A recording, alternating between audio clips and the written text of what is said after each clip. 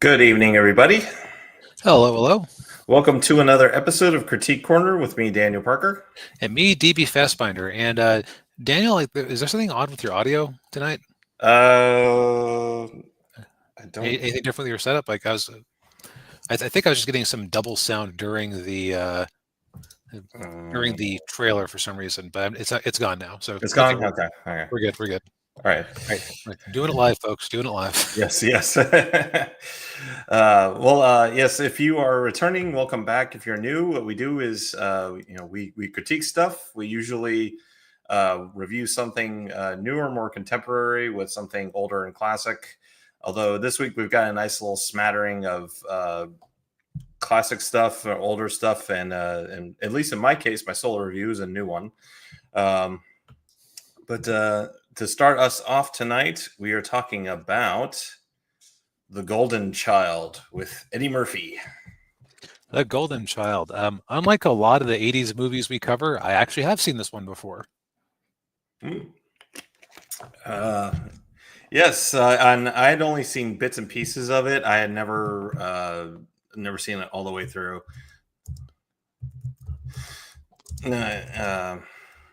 But yeah, it's it's definitely one of his lesser known movies, or it's certainly of his movies in the 80s, because you have to remember in the 80s, like Eddie Murphy was huge. Right. Beverly Hills Cop was enormously big. I think that with modern inflation, it comes out to being $1 billion film. Yeah, it's I think after inflation, I think it's still the highest grossing R-rated movie of all time.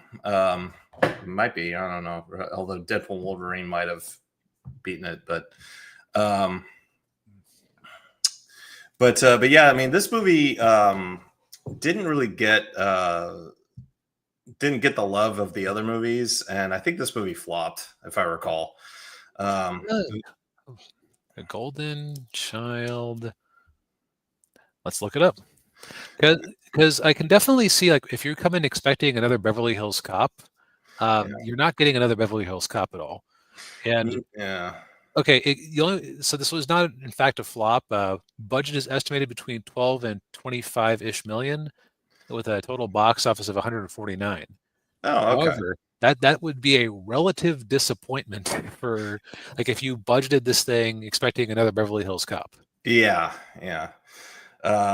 This movie came out 87. Is that right? 86, but December 12th, 86. So basically 87. Yeah, yeah. I think it came out the year right around the same time as Big Trouble in Little China, which that movie kind of had the same feel to it. With the whole East Asian mysticism. And that movie didn't do very well either. I mean, poor what's his name. When it comes to the box office, just never appreciated John Carpenter. No, it didn't. Yeah. And then this, like I said, I think this was after or before Coming to America. So it didn't hurt Eddie Murphy's career that badly. So I guess what you're saying is that The Golden Child is kind of the middle child of his 80s pantheon of greats. Pretty much, yeah. But to get to the movie, so the plot revolves around the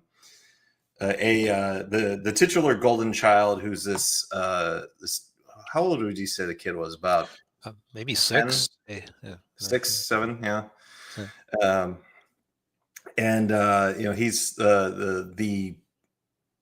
he's like the savior of the world, basically.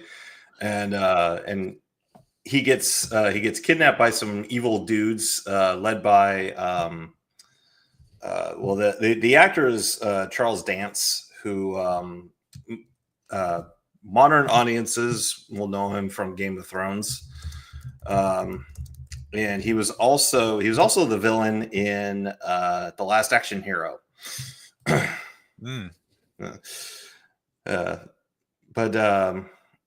Yeah, and then so the kid gets kidnapped, and then this young woman from Asia, from Nepal, Tibet. She goes to L.A. because there's this prophecy that they'll find the chosen one there in the city of angels, which is of course L.A. And she finds Eddie Murphy's character, Chandler Jarrell, and he's basically like a social worker / private investigator. Right. He specializes in missing children. Yeah. And so, of course, oh, hey, he's a perfect fit to help us find our missing golden child. Yes. Of course, they tell him about all the the mysticism that's all going on, and all the supernatural stuff. And of course, being the skeptical, Westerns, like, okay, yeah. What do you say? What do you say? Yeah. But yeah, he eventually does kind of he gets really thrown into it when this teenage girl that he's looking for, she ends up, they find her body, and then he discovers that this girl is actually connected to this group of bad guys that kidnapped the golden child. And so that's kind of what sets him off on this quest. Even though throughout the movie he's just like not buying any of it, and he's just like, all right, yeah, whatever. Right. Now, this one's kind of interesting because it's very atypical for an 80s Eddie Murphy movie. Yeah. Like, for one thing, the movie is not at all uncomfortable with having long stretches of relative silence or lack of dialogue. Mm-hmm. I want to say it's at least like 5 minutes before anybody says a word, because the opening scene is Charles Dance's minions overrunning this Tibetan temple. Yeah. Yeah, and then you got the opening title sequence where it's just Eddie Murphy going around, being Eddie Murphy to some 80s, pop song. Right, which I believe the soundtrack was written by the from the great movie Fletch, but also Beverly Hills Cop. Yes, yeah. Yeah, and so then but yeah, then like the rest of the movie is just trying to find the kid, and then they get kind of sent off on this other quest where they have to get this dagger, and they basically say, okay, well, if you get this dagger, we'll give you the kid back. So they have to go to Tibet to get the dagger, and that's when they meet Victor Wong's character. It was and anytime you have a movie with that's taken with Chinese characters, you have to have either Victor Wong or James Hong, or in the case of this movie, both of them. Right. Once James Hong passes, I guess they just aren't going to be allowed to make movies about Chinese people anymore, or Asian people in general anymore. Yeah. Yeah, because what's the alternative? Aquafina? Come on, no. Pack it in. We're done. Yeah. Oof. Or the guy who played Shang-Chi. Ugh. Oh, Simu Liu. Yeah. Simu Liu.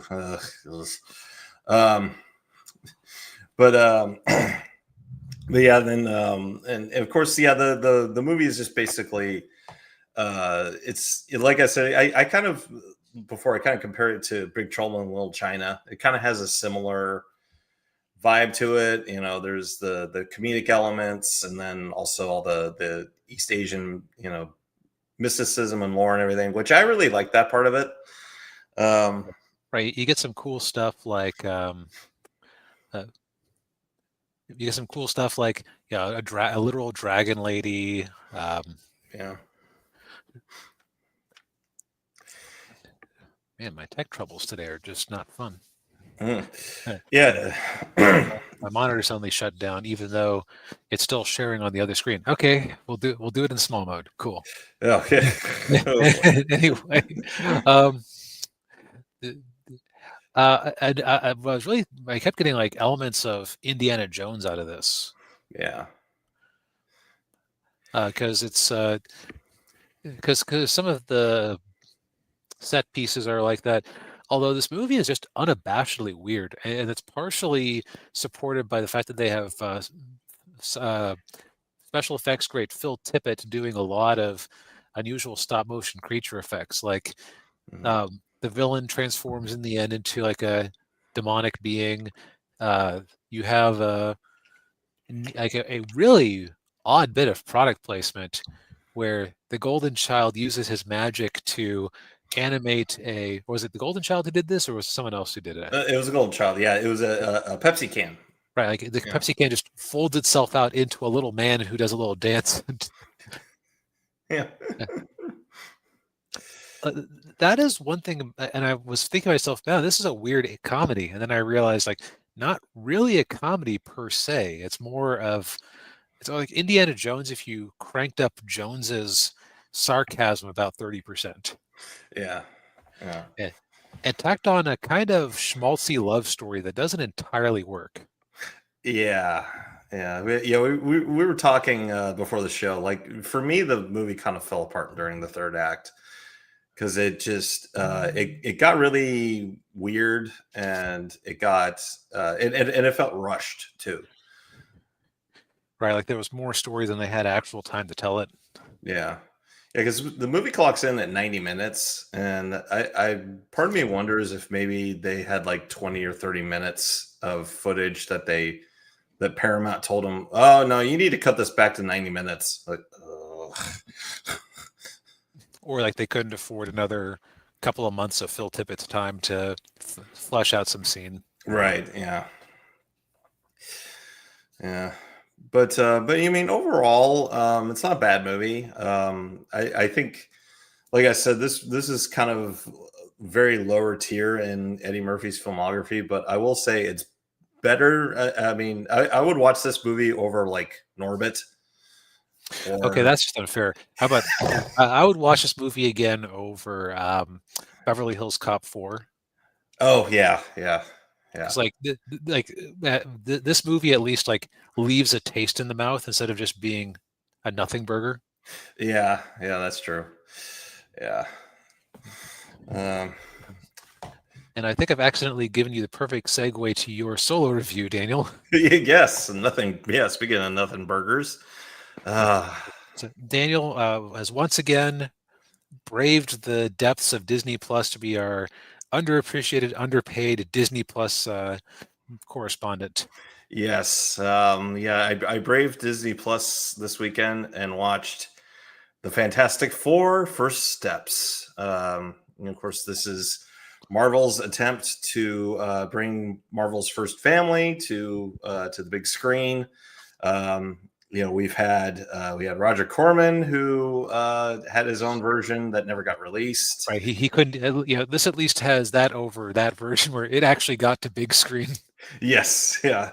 Then there were the two movies in the 2000s with Jessica Alba playing Sue Storm, and then Michael Chiklis was the Thing. Chris Evans was Johnny Storm. Yeah. I remember that Stan Lee at the time said that he thought that around that time he thought that Michael Chiklis was like the best translation of one of his characters, which, yeah, I can see that. Yeah, I can too. Yeah. I prefer Chiklis's version of Ben Grimm over the one that's in this movie, I will say.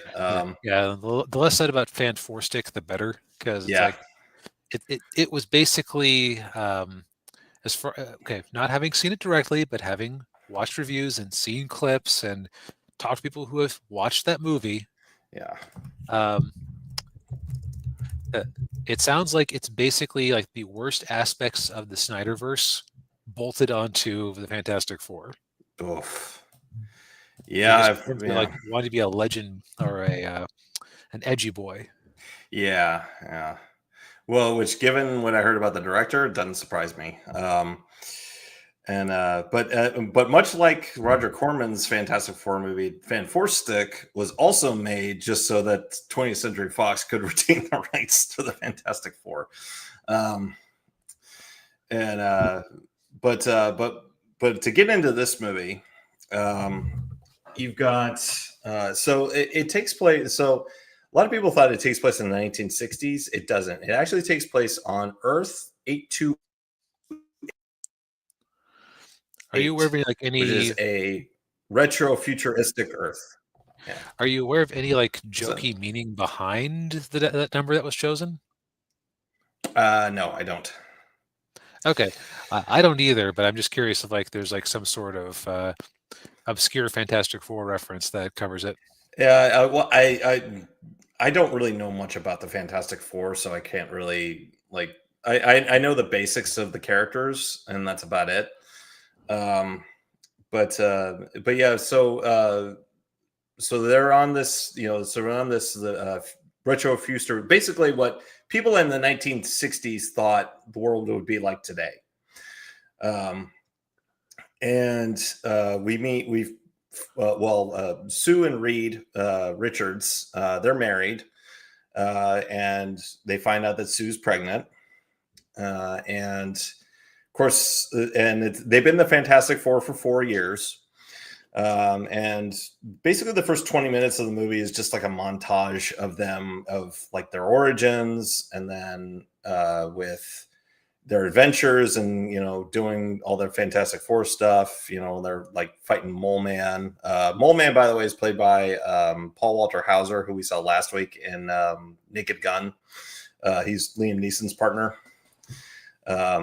And so you've got this montage, and then you've got the dynamics between everybody. Like Sue is, of course, very pregnant, and then Reed still carries a lot of guilt about the fact that the with the cosmic rays that gave him their powers, he still feels he didn't calculate for it and all that.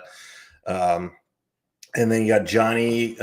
Johnny wants to go back to space. Why he wants to go back to space, don't really know. I guess just to go back to space. Because he has to want something. Yes, yeah. And then Ben Grimm is just kind of there. There is one scene in there where he goes to Brooklyn to get some black and white cookies from this one particular bakery, and then he kind of has this little flirtation with a school teacher. But then right as all this stuff's going on, that's when Shalabal shows up and heralds the coming of Galactus.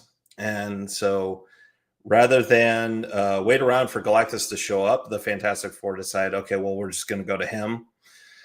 So they get on their spaceship, the Excelsior, which, if you know anything about Marvel, you know why the ship's called the Excelsior. And they go up to meet Galactus on his giant ship. And of course, Galactus discovers, of course, sees that Sue is pregnant, and then sees that their unborn son, Franklin, has the power that he wants to free him from his eternal hunger. So basically, Galactus wants Franklin to take his place.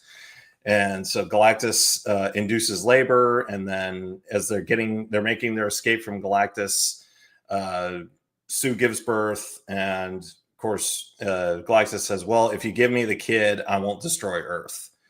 So then we have this whole ethical quandary about, well, what's the life of one baby for billions of humans and all that. And then the rest of it is just them trying to find another way to save the Earth from Galactus. And you've also got this other subplot with Johnny, where he's trying to figure out he has these awkward flirting moments with her, where he's because he's Johnny Storm, he's got to flirt with every woman, and he does that with Shalabal, and Shalabal is just like, you're an idiot. And of course he's basically trying to figure her out, and then he kind of basically guilt trips her into because we get a little bit of her backstory, where she was like a scientist on another planet that was targeted by Galactus, and then she sold herself. She sold her soul to Galactus basically to save her planet, but then she goes around and picks all these other planets to destroy. But yeah, the movie is just like it's very dull. Like there's a reason why some YouTube critics have called this fantastic bore, because it's really not interesting. Like, Right. So it's basically got nothing to recommend it. no, I think I will say there's nothing, like, I know there's certain people that are like talking about a certain, if it had like a certain political leaning or a certain agenda. It really doesn't. I think where they're getting that from is like a couple of moments with Sue Storm, but I didn't really read that as being, a certain 4-letter word that starts with W. It was just Wombo. yes, yeah. Get Wombo, go Wombo, get Slombo, right? Right, exactly. Yeah. I didn't read it that way. I just read it as a mom. She was a mom pleading for the life of her son. That's how I interpreted it. But the third act was just really like it was it was predictable. Spoilers if you don't want to be spoiled. So initially their plan was they built all these teleportation like pylons all around the world, and their plan was to teleport the Earth to another part of the galaxy so that Galactus couldn't find them, or it would take millions of years for Galactus to find them. Well, right as they're about to teleport the Earth, Shalabal shows up and destroys all of them except for the one that's in the middle of Times Square. And so then Reed comes up with the plan, like, oh, well, we'll use Franklin as bait to get Galactus into the pylon in Times Square, and then we'll teleport him to the edge of the universe. Well, care to guess what happens? He manages to just slough it off or something. No, he's about to. So what they did was they had Franklin in the middle there, and then Galactus is walking along Manhattan Island to Times Square to get Franklin. And then what they did was they blinded him for a second, swapped out Franklin's carrier for an empty one, and then right as Galactus is about to step inside there, he's like, no, and then he sees that the carrier that's in front of him is empty. So then he goes and gets Franklin from the Baxter Building. You're not gonna fool me. I'm Galactus. Yeah. Yeah, and then big destruction, mayhem, and everything, and then Sue uses all of her powers to push Galactus into the portal, and then sends him away. But then Sue dies, and everybody's really sad. But then Reed puts Franklin on top of Sue, and then Franklin's powers bring her back to life. Like happens in reality. Exactly. Yeah. But yeah, this is just like, it's. I would say it's not as good as Superman. That came out like a couple of weeks before this one. And Superman had its issues, but I mean, I enjoyed that movie more than this one. Right, like Superman was like the movie had heart, like it meant well. This sounds like it was like, okay, guys, we need something for the third quarter, or for the whatever quarter, for the summer. We need something for the summer season, and dang it, we're going to make this Fantastic Four thing work this time. Yes, and we got Pedro Pascal. What could possibly go wrong? Everybody loves him. He's a zaddy, right? That's what the kids are into. Yeah. God, I will never forgive this movie for forcing me to learn what that meant. Yeah. But although I will say, also a quick spoiler for the post-credits scene. They flash forward 4 years, and Franklin's a little kid, and Sue's reading him some stories, and then she goes back to the living room where he is, and guess who's in the living room with Franklin? Robert Downey Jr. Yes, but you don't see his face. You just see the hood and him holding the mask. Yeah. Because, as though they hadn't just completely spoiled that that's what they were doing. Yeah. Yeah. But yeah, I can't really recommend this movie. It's I don't know why. Like I don't know why it's so hard for them to make a good Fantastic Four movie. Yeah, it's strange because it's like if you could make a workable Guardians of the Galaxy movie, like Fantastic Four should be easy mode. Yeah. Yeah.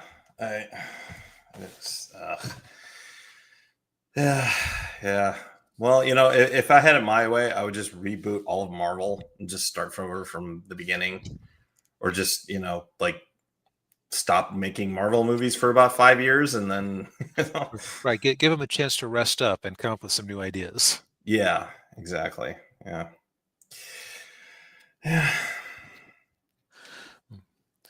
So what I hear you saying is that movie has nothing on King Kong. No. So Training Days, it's currently streaming on Netflix. This is one that's like I'd been aware of this movie for a bit, in part because of a Robot Chicken sketch, because I'm a true man of culture. Yes, yeah. Yeah, and I'd known about it for a while. I'd seen parts of it on TV, but never watched it all the way through. And I was aware of the fact that, like Denzel Washington won the Oscar for this movie, and it's been not just Robot Chicken, but a lot of people have parodied it. Like, I mean, even Rick and Morty did a little parody of it. There's like a shot in Training Day that they basically just lifted right to Rick and Morty, as is their wont. Yes, but well, yeah, I think this movie was obviously Denzel Washington at his most unrestrained, as we were mentioning in the before the show. Right.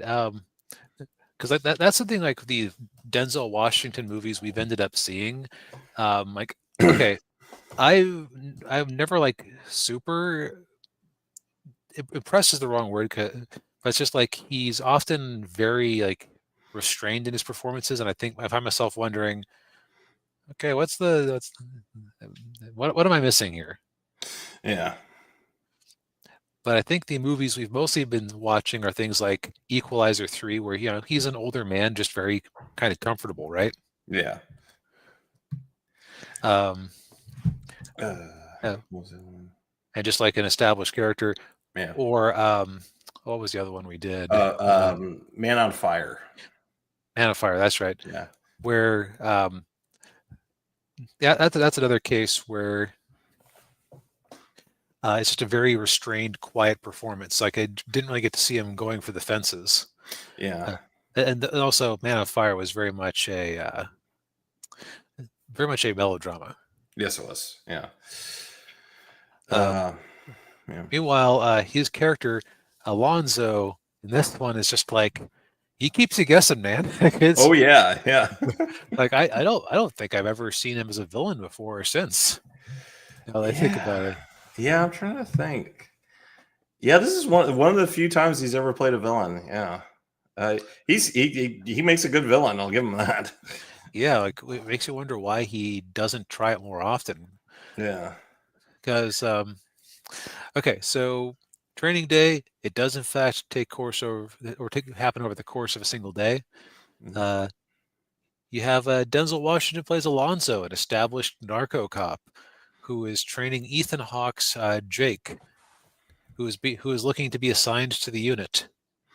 And the second you see Alonzo, you think to yourself, for a guy who is like a narcotics cop, he's dressed an awful lot like a gang leader. Yeah. Yeah, and that plays well into what we learn more when we learn more about him and later in the movie.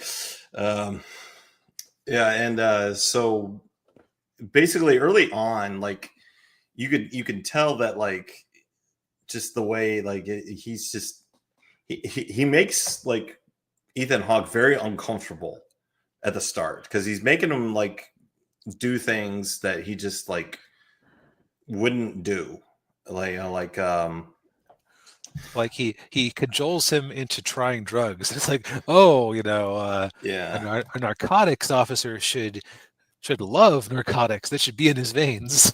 Yeah, and of course he tells him that the weed he's smoking is, oh, it's bad weed, it's not very good. Hey, look at all these stems, how immature the plants are. No, this is Mexican garbage. Yeah. Of course, what he doesn't tell Ethan Hawke is when he smokes is that it's also laced with PCP. Yeah, that's Which a little unfair to not mention that right up front. yeah. Uh, so during the course of the day, like he's doing all this like just stuff that just he's making him very uncomfortable and just really like He can't predict what's going to happen any more than we can as the audience. right, exactly, yeah. And then he goes and he gets a drug dealer who's played by Snoop Dogg, who's in a wheelchair. And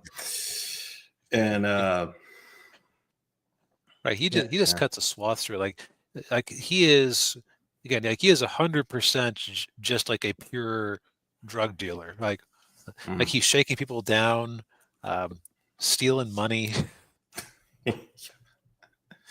Yeah. There's a girl being assaulted, and Ethan Hawke, of course, he jumps in to try and help, and Alonzo just like, he just wanted to see, like, okay, I wonder how well Rookie's going to do in this situation. Yeah. Let me get some popcorn, basically. Yeah, basically, yeah. Yeah, but then of course, then things really really escalate when so throughout the movie you hear about, hey, he was in Vegas like a few days before, something happened with a Russian, and you hear it pop up every now and then. And then it really escalates when he meets with these three old white guys who he calls the wise men, and they're like higher up government officials in LA. So it really goes off the radio. They owe, like, he owes the Russians like a bunch of money. He owes like, was it like $3 million? I forget the exact number, but yeah. And early on, it's like, oh, okay, we meet some of his crime associates, and everything seems nice and friendly, and yeah. And then, no, not so much. He betrays one of these seeming friends like a dog, returns him like a dog. Yeah. Oh, and he of course he at the beginning of the movie he tells Ethan Hawke that he's got a wife and 4 kids, and then they go into this other neighborhood and he's got a side chick with a kid. Played by Ava Mendes, which you know what, if you're gonna cheat on your wife, that's probably not a bad way to go. Yeah, no, right. What I'll say about this movie is that it is, you never like doubt the danger that Ethan Hawke is in, like, and it's interesting. Like, okay, so this is clearly like the most corrupt unit in the LA narcotics division. Yes. Yeah. They are basically a unauthorized gang. Now you can have like some philosophical questions. Are the police just I legally sanctioned gang when you get down to it. Yeah. But this is just like blatant. Yeah. Like all of these cops are just so corrupt. Oh yeah. Uh, no flinching about lying, about pinning things on people, about like when they go to steal their money, like just they go to steal the money and they of course kill the witness and say, oh hey, yeah, Rookie did it, because of Yeah. course Yeah. because if you have 5 decorated cops say that Rookie did it, he's now complicit and he has to go along. They are trying to like get a sixth man. Yeah. Oh yeah. Yeah. And yeah. Justifiable homicide. Yep. Yeah. Yeah. And what was I going to say? Well, yeah. Of course, yeah. The LAPD, they had a long reputation for this kind of thing. This movie came out in 2001, so you're only a few years removed from like OJ and Rodney King and all the other things that the LAPD was being accused of back in the 90s and 80s and 90s. Right. Not a great reputation in general. No. So it's kind of it seems apropos that you would have just the most corrupt drug cops in all of LA in this one unit. Yeah. Yep. I don't necessarily want to spoil the movie too much because I think that people should definitely go give it a watch. Yeah. I mean, you just have like he won an Oscar for a reason. Like it's just a powerhouse performance from Denzel. Oh yeah. Like probably the performance of his life, at least from the movies I've seen with him in it. Yeah. Although, I will say he was really good in Crimson Tide, where because he had to play off of Gene Hackman, so Okay, yeah, that always helps. Yeah. I'm trying to remember what Glory was in. He also won the Oscar for Glory. Oh man, I haven't seen that movie since like a part of it in junior high. Yeah, I haven't watched it in a very long time either. But he was great in that movie too. Actually, the whole cast in that movie was phenomenal. But yeah, I mean, this movie was really good. It's the other thing too is it was directed by Antoine Fuqua, who I believe he also did the Equalizer movies. Okay. And a few other movies here and there. And David Ayer wrote the screenplay. Yeah, when I saw that name pop up on the credits, I was like, David Ayer, the Suicide Squad guy? Yeah. And did all of Jason Statham's movies or his recent movies. Right. And I think that isn't necessarily too surprising because I wouldn't say this movie is deep per se. It's like a good showpiece for a bunch of performances. Yeah. Which that sounds harsher than I would ever intend it to be. Now that I think about it. But no. I mean, I agree. Yeah, it's a relatively simple story. It takes place over a constrained period of time, and it's like it kind of plays out the way you would. Actually, you know what? It's not really predictable at all. In the sense that it's like The Dark Knight, where you believe that the worst is going to happen because of the pattern they've established, and then people surprise you. Yeah. I wasn't expecting the ending that we ended up getting. No, I was expecting something more cynical. Yeah, exactly. The other thing I thought was funny is that so the robot chicken bit, and I had always thought it was so random that they had this movie of all movies mashed up with Godzilla. And it's like, well, what sense does that make? Like, what does this have to do with Godzilla? And then they get to a line where Denzel shouts, "King Kong ain't got shit on me," and I'm like, wait. That line from the Robot Chicken sketch is a direct quote. I was assuming it was like a paraphrase or something. Yeah. Yeah, actually, that scene might have been what got him the Oscar. Just that scene Yeah, alone. but no, Uh, like that. Also, just from like a directing perspective, this thing is so creative. yeah, There are so many. I always call it like a good sign in a movie that came out before like heavy use of CGI for certain things. Like, how did they do that? Like, just some of the shots, like towards the end where somebody is running to their car and the camera just like pans through a tree or like through a bunch of branches at just like yeah, this perfect rate to track his motion. And I just was thinking, okay, how the heck did you do that? yeah. Just very, very well established and set and elaborate tracking shot, I guess. Yeah, Yep. yeah, But like they made use of a lot of interesting color gradients, like when Ethan Hawke is high on PCP, he like the world is green and yellow, yeah. and like without having to even like take a look at his face, something's wrong because it's like I was thinking to myself, I've never done marijuana, but I don't think that's what the world looks like on marijuana. Yeah, I was thinking that too. Yeah, I'm kind of like, okay, that's not. Yeah, that stuff must have been laced with something, and then sure enough, yeah, he's like, oh yeah, it's PCP. I'm like, oh, okay, that makes sense. And also too, like he's wearing. I don't know if you noticed. You look at his eyes, but like their pupils are dilated. I don't know if he was wearing contacts or if they like dilated his pupils. Uh, but I thought that was a nice touch too. Yeah, like this movie is like nice touch. The movie. Yeah, yeah, yeah, yeah. Yeah, there was a lot of great attention to detail. Yeah, Yep. So it's just a nice piece of art all the way around. yes, yeah.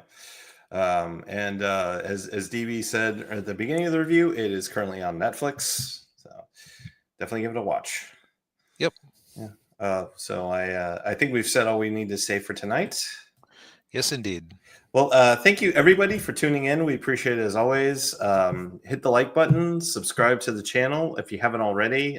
Ring the bell, buy some books, and we'll see you all next week. Everybody. Good night.